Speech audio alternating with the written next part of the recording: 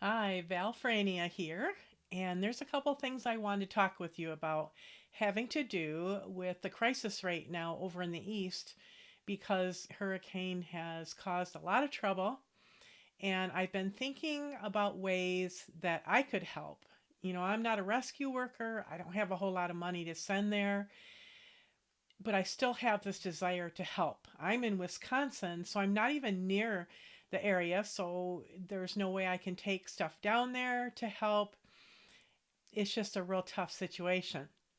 But I want to go back a couple weeks and tell you about a few things that I've done that have brought me to this point of figuring out how I can help, okay, and how you can help. A couple weeks ago, a guy named Zach in our church took the pulpit while Pastor was away, and he talked about using our secular abilities, our secular talents for heavenly good, how to use it to further God's kingdom. Like if your example, my son-in-law is an airplane mechanic. He works as that right now, and yet he and his wife, my daughter Katie, are planning to go on the mission field to repair planes that are going to be flying over to the Honduras and spreading the gospel, providing things that they need there, that kind of thing. So he's turned his secular talents, his secular training, into a way to minister to others. How can we do that as furniture flippers? It's not like we can go down there and paint furniture for these people that don't even have furniture anymore. I've been thinking on that a lot. Since the sermon, I didn't really know, other than being a support to you all, being able to help you in your business, how else could I use that for eternal value? And then I was listening to a couple podcasters. As many of you know, I have kept up on the political situation for several years. I listen to podcasters every day. I want to know what's going on behind the scenes, that kind of thing. And I recently found a guy. He calls himself DC. He is a retired officer from that worked in DC, and he's got a lot of contacts, so he has a lot of intel, which I find very interesting. He's also a believer. He's a southern guy, a little rough around the edges, but his information is very interesting, and he's all fired up. He is like the American, let's America take care of America. So I've gotten some information from him about the aftermath of the hurricane, and I also listen to LT. He's another one that I listen to regularly. He's at And We Know. And listening to those two and hearing about what's going on there, it just really tugged at my heart. The thought of people losing everything, being trapped, not being able to, have any type of supplies, running out of water, that kind of thing. So anytime something like that happens, I always think, I wish I could do something to help. But I can't drive down there. I can't backpack supplies into people. I can't fly a helicopter to find survivors, to drop food, that kind of thing. But there is something I can do. When listening to DC, he's DC Intel on Rumble. He challenged the pastors and those of us that attend church that are believers like him. He challenged us to go to our church and find out if there's any type of relief going on for the hurricane survivors. Obviously, we are supposed to help one another, right? So I messaged our pastor and asked if I could do a donation in the name of the church because I wanted our church to do something to help these people that are stranded, that need help. After some conversation, he said, yes, go ahead. We'll do something officially at the church, but go ahead and, do your donation in our name. So I did that, and I heard back from DC, and he said thank you and all that. But I want to do more, and I don't have a whole lot of money.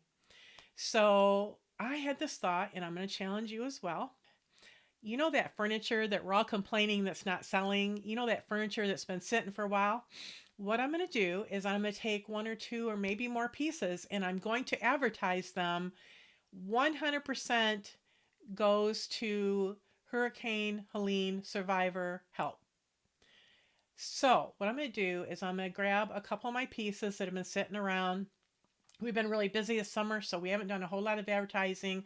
So we have a few small pieces that I'm going to put up like that. And then let's say, for example, I have an end table that's 129. So I'm going to put that up. I'm going to say 100% of this sale goes to Hurricane Helene relief. And then if I sell that piece, I'm going to take that $129 and I'm going to send it to DC because DC is sending out trucks full of resources for these people. I also have another option. Our pastor has a friend in that area that has a church in that area that is also doing relief work. And so I am going to give to him as well.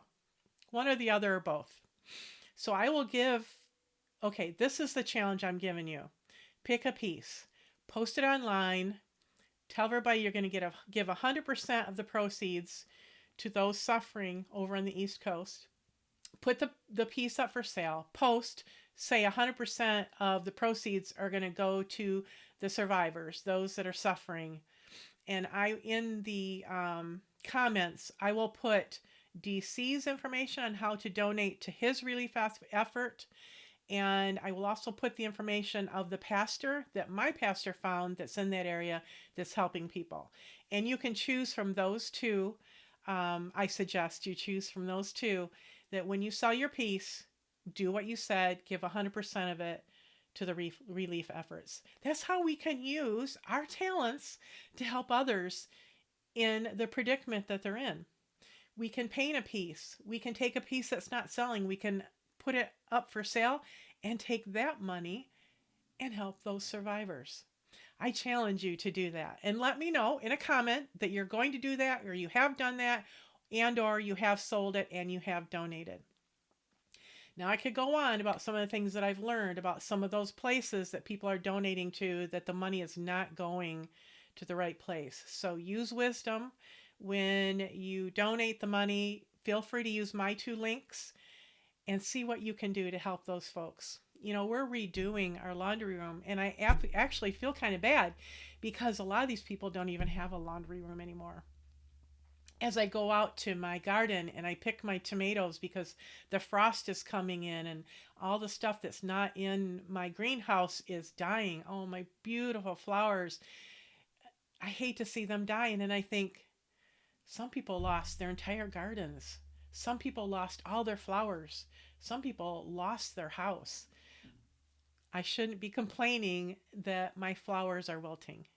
I shouldn't feel bad that it's the end of my gardening season and soon my tomatoes will stop developing. Perspective. But this is a way you can help those folks that are suffering. This is a way you can help save lives. This is a way you can use your talents for God's kingdom. So let me know what you think, and thanks for listening. Lots of love to you all. I hope you're having a great week.